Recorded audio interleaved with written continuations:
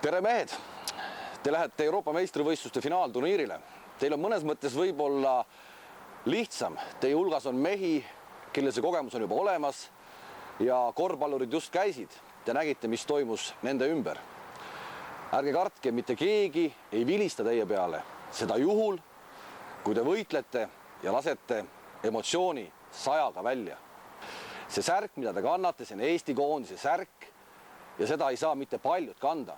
Uskuge, Eestis mängib võrkpalli tuhandeid inimesi ja kõik neist mingil hetkel on tahtnud seda särki kanda. Neil pole see õnnestunud, teil on. Ja tegelikult see on kuradi vägev asi. Laulge hümni täiega kaasa ja veel kord võidelge. Pakkuge rõõmu ka nendele tuhandetele telerivaatajatele, kes on kodu Eestis. Eesti riigis ei juhtu viimasel ajal just palju positiivseid asju. Teil on see unikaalne võimalus tuua Eesti kodudesse natukenegi rõõmu.